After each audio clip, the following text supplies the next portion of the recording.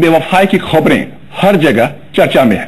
पूरे social media में सोनम गुप्ता की बेवफाई की खबरें छाई हुई हैं, लेकिन आज हम आपको बताएंगे कि सोनम गुप्ता बेवफा नहीं है, बल्कि बेवफा तो दीपक चौधरी है। जी हां, दीपक चौधरी की बेवफाई की खबर आज हम आपको दिखाएंगे। बेवफाई के बीच बिहार में अपराधियों के बढ़ते हौसले की भी बात होगी। आलम यह है कि अपराधी जब और जहां चाहें किसी को भी अपना निशाना बना सकते हैं। एक इंजीनियर से रंगदारी मांगी गई। ये रंगदारी शिरघाटी में मांगी गई, लेकिन अपराधियों की हिम्मत तो देखिए। रंगदारी नहीं देने पर राजधानी पटना में इंजीनियर पर अपराधियों ने हमला बोल दिया। दिखाएंगे पूरी खबर। उस तस्वीर को भी हम आपको दिखाएंगे जहां कानून पेड़ से बंधा हुआ नजर आया और भगोड़े सैनिक की करतूत भी आपके सामने होगी। बताएंगे कैसे पप्पू से खुला राज। क्राइम की और भी खबरें आपके सामने होंगी। बने रहिए हमारे साथ, देखते रहिए क्राइम रिपोर्टर।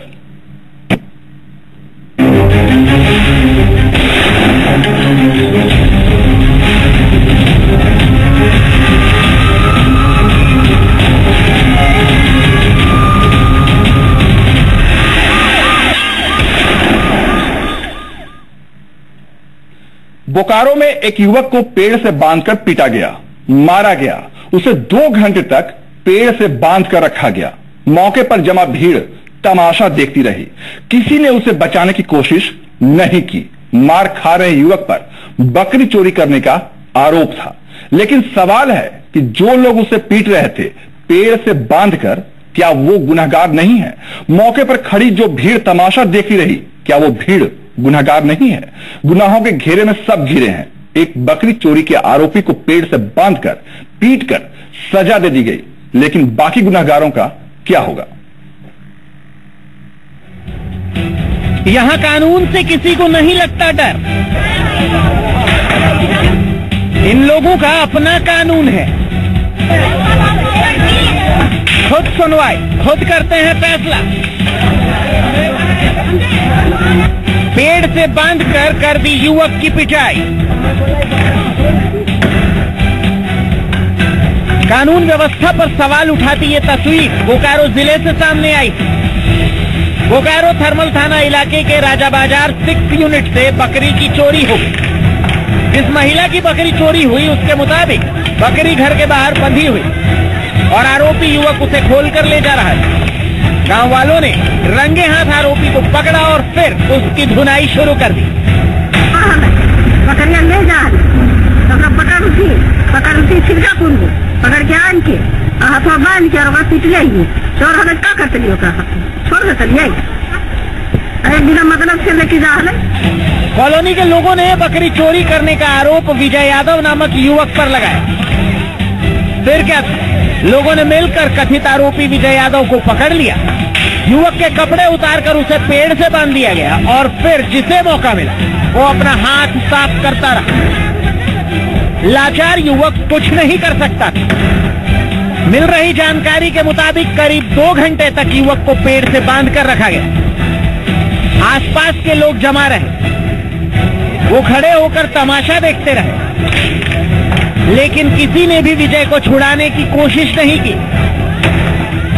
मामले की जानकारी मिलने पर गोविंदपुर पंचायत के सरपंच रामचंद्र पासवान घटनास्थल पर पहुंचे।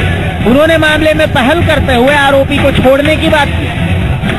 माफी मांगे जाने के बाद आरोपी युवक को छोड़ दिया गया। जानकारी मिला कि ऐसा घटना है, वहां पर गए, देखें कि बहुत हल्ला हो रहा है। तो फिर जाकर बात विचार करना चाहे, लड़का डरा हुआ था, माफी मांगने लगा। सबको समझा बुझा कर शांत किए सब आदमी लोग को, और लड़का बहुत माफी मांगने लगा कि ऐसा घटना दोबारा में सब हम नहीं करेंगे। तो सब जन गाँव लोग ठीक है, इसको पहले घटना समझ कर इसे माफ कर दिया जाए, हम छोड़ दिया। इस पूरे मामले की जानकारी पुलिस को नहीं दी गई। गुनाह किए जाने पर आरोपी को पकड़ने का अधिकार तो है, लेकिन उसे सजा देने का अधिकार कोर्ट के पास है। लेकिन यहाँ के लोग खुद ही फैसला और खुद ही सजा देते नजर आए। Mrityunjay Mishra, V media, Bokaro. एक इंजीनियर से 20 लाख रुपए रंगदारी मांगी गई। इंजीनियर ने धमकी को हल्के तरीके से लिया। इसके बाद अपराधियों ने राजधानी पटना में सरेआम इंजीनियर पर हमला कर दिया। यह हमला अपराधियों के बढ़े हुए हौसले को बयां करता है। सवाल आम आदमी की सुरक्षा का है और यह सवाल पुलिस पर भी है। बिहार में बेखौफ है अपराधी, दिन दहाड़े इंजीनियर की गाड़ी पर फायरिंग, रंगदारी में गोलीबारी की आशंका। लगता है बिहार में अपराधियों को पुलिस का जरा भी खौफ नहीं रह गया। वो जब और जहां चाहे वहां किसी को भी अपना निशाना बना सकते हैं। इस बार अपराधियों ने दानापुर के गोला रोड में फायरिंग कर दहशत मचाई है। ये गाड़ी कार्यपालक अभियंता कपिल देव की है। कपिल देव अपनी गाड़ी से पटना स्टेशन जा रहे थे, लेकिन रास्ते में ही अपराधियों ने उन्हें निशाना बना लिया। हमलावरों ने उन्हें निशाना बनाकर 3-4 राउंड गोली चलाई।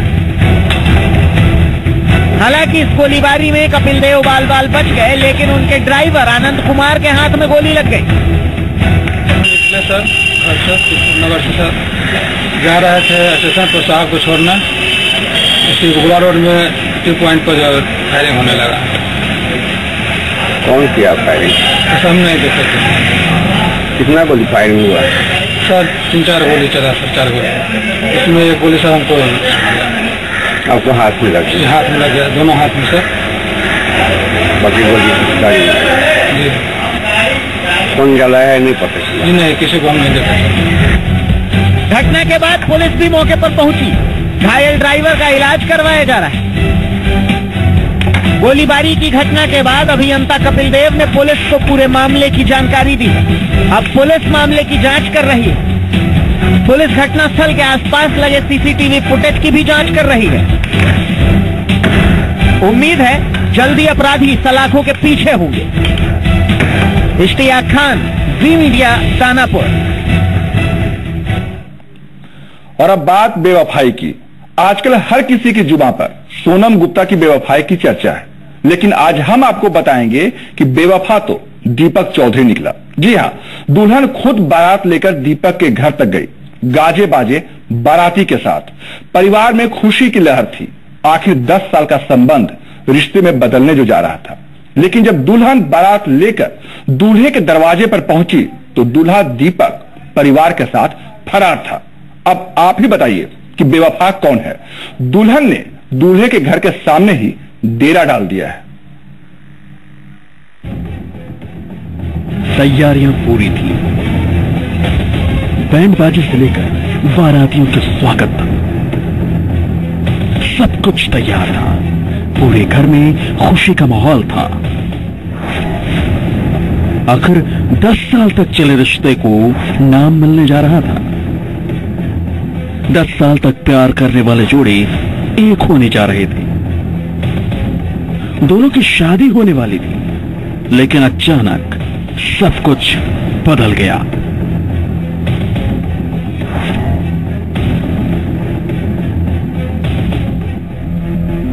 छूट गया 10 साल का साथ। अधूरी रह गई साथ जीने मरने की कस्में। बारात के दिन भाग निकला दूल्हा। एक बेवफा प्यार की दास्तान। पीड़ित युवती और तिलंगई गांव के रहने वाला दीपक पिछले 10 साल से एक दूसरे को जानते थे।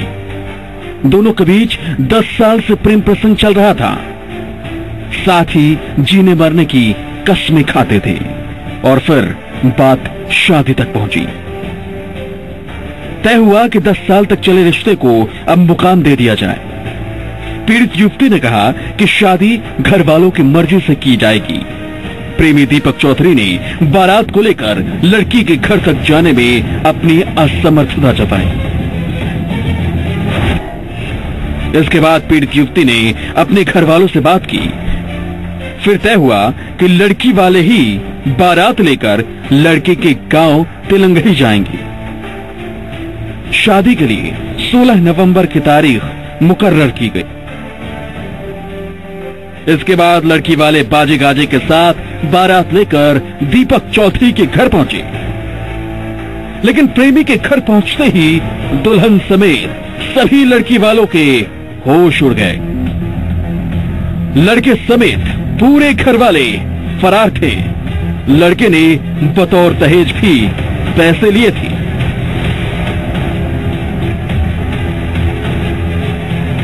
मामला है, लड़का बोला हम शादी करेंगे, तो हम लोग कहें ठीक है शादी होगा।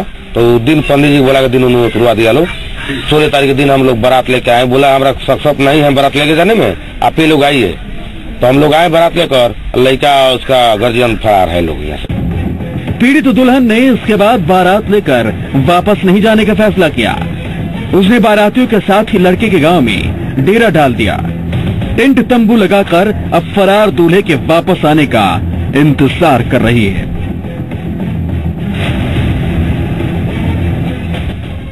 साल से हमनी के बात विचार तो हमनी को नहीं सोचे शादी करल जाई। तो कौन ठीक बा शादी करल जाई, घर के लोग राजी खुशी से।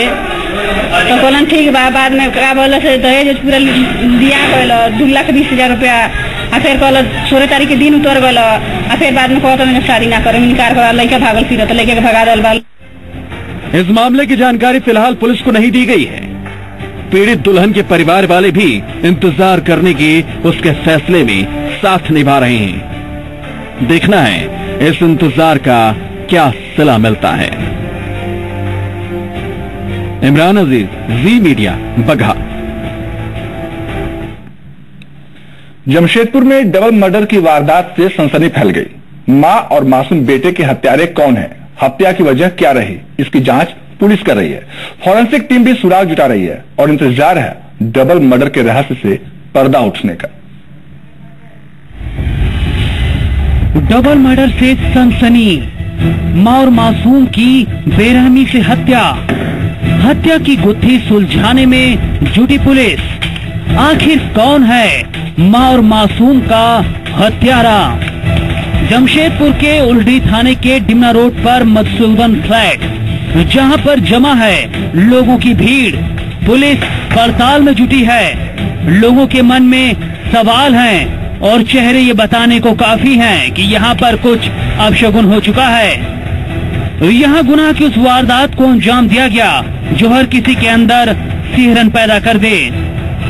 वारदात मंगलवार की बताई जा रही है, जिसका खुलासा बुधवार रात को हुआ।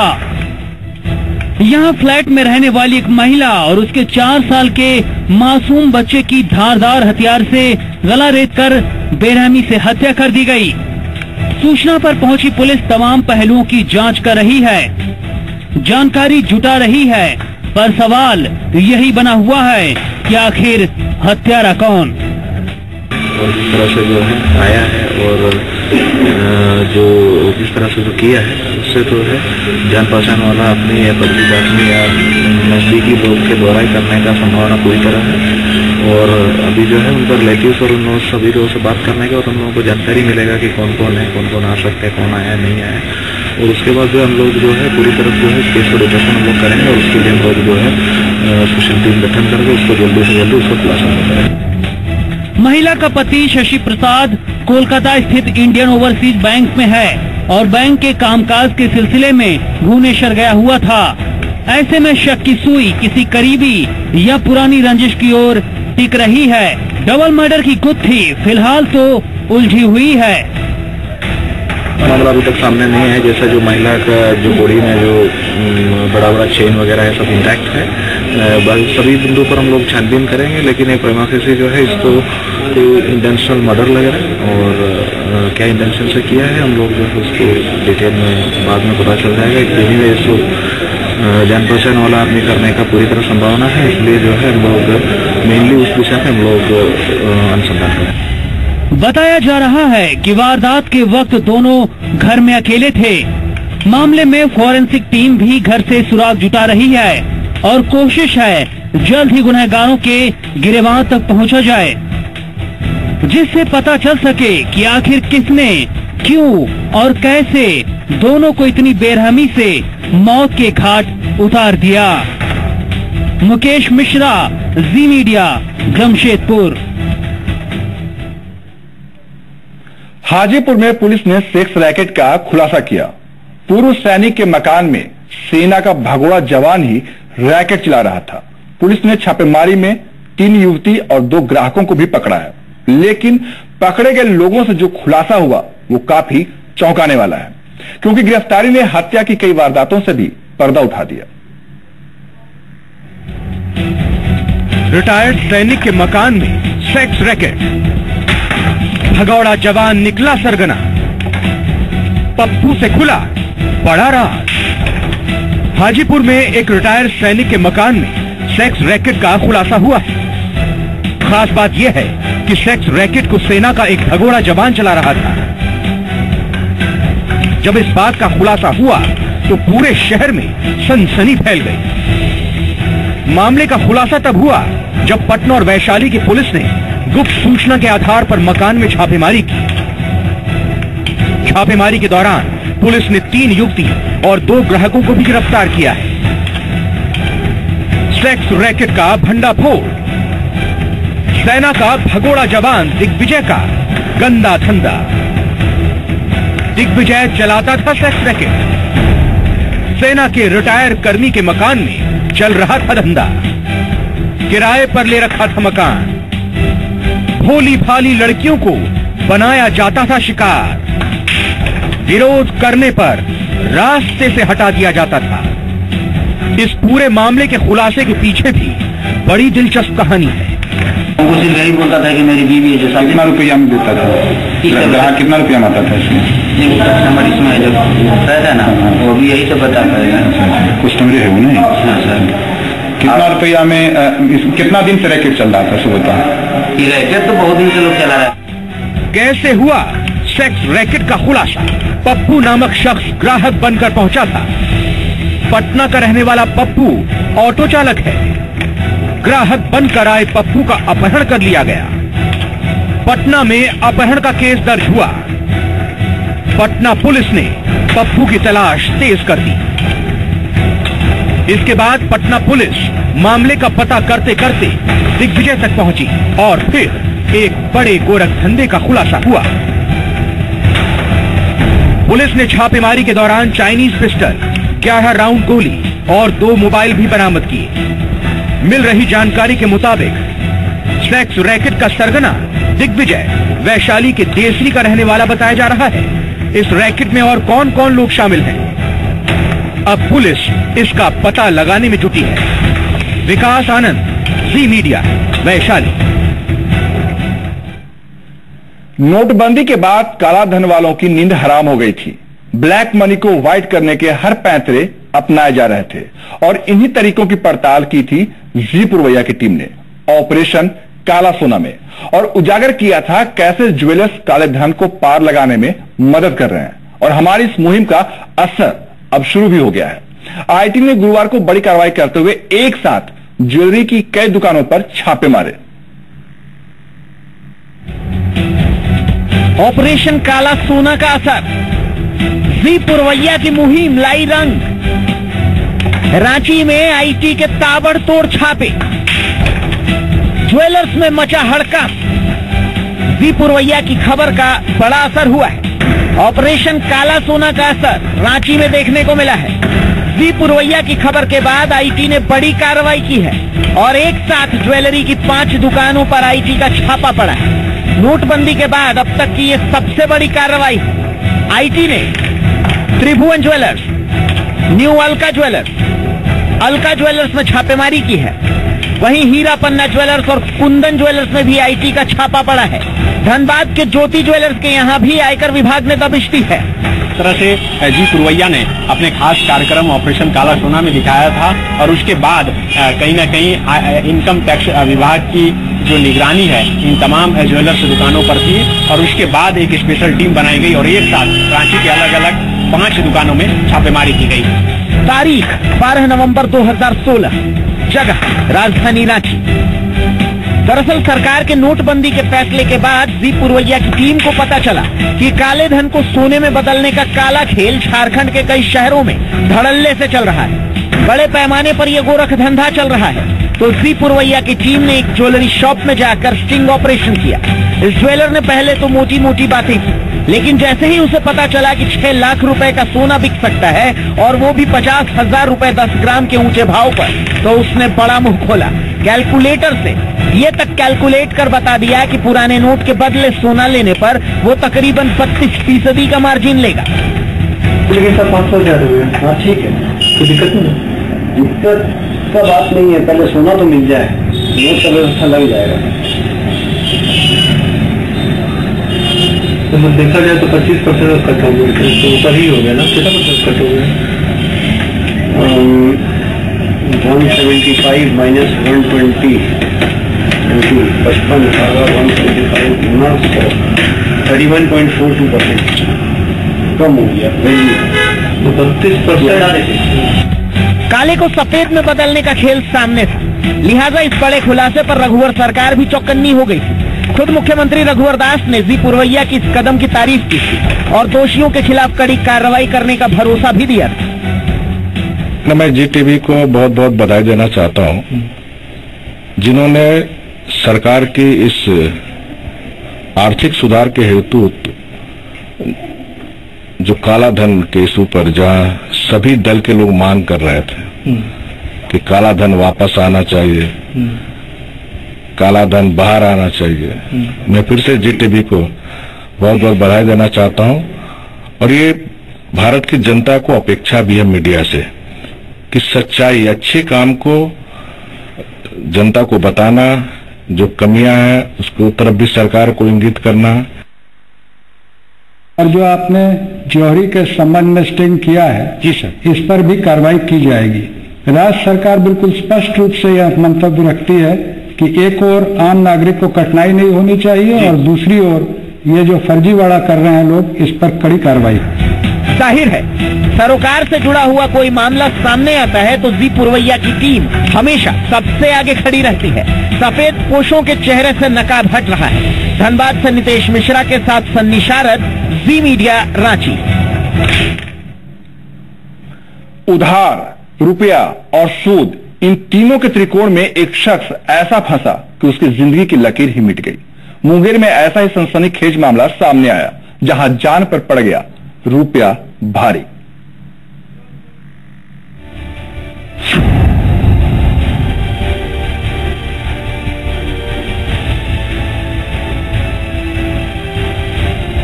हाथों में हथकड़ियों के साथ ये दोनों बाप बेटे हैं।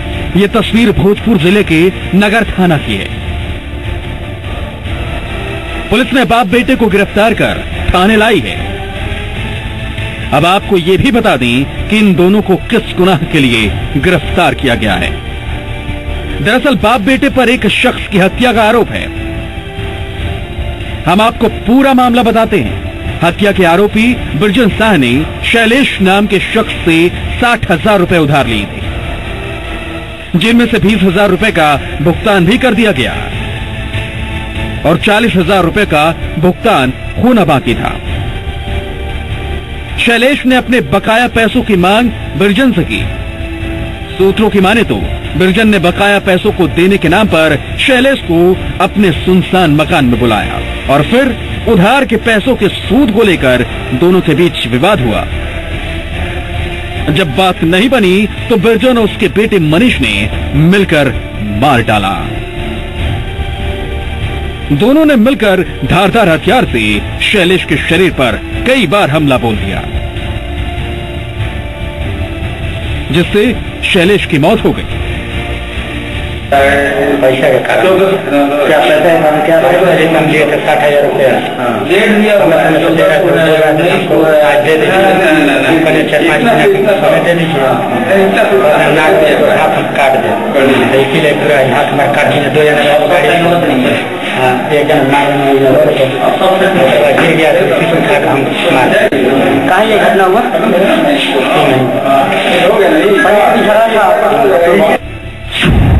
हत्या की खबर फैलते ही इलाके में सनसनी फैल गई। लोगों की भीड़ घटना स्थल पर जमा होनी शुरू हो गई। पुलिस भी मौके पर पहुंची और फिर पुलिस ने आरोपी बाप बेटे को गिरफ्तार कर लिया। इतना ही नहीं, पुलिस ने हत्या में इस्तेमाल किए गए धारदार हथियारों को भी बरामद कर लिया है। मामला क्या है? किसी का मर्डर किया है, आखिर मामला क्या है? किसी का मर्डर किया है उसे। दोनों आरोपी सलाखों के पीछे पहुंच चुके हैं, लेकिन इस हत्याकांड की चर्चा पूरे इलाके में है। उधार के 40,000 रुपए के लिए एक शख्स को मारा गया और आरोपी सलाखों के पीछे है। मनीष कुमार, जी मीडिया, भोजपुर। क्राइम रिपोर्टर में आज इतना ही, लेकिन आप रहिए सावधान और बाखबर, क्योंकि जुर्म कहीं भी और कभी भी हो सकता है। हम आते रहेंगे आपको सावधान करने। फिलहाल नमस्कार।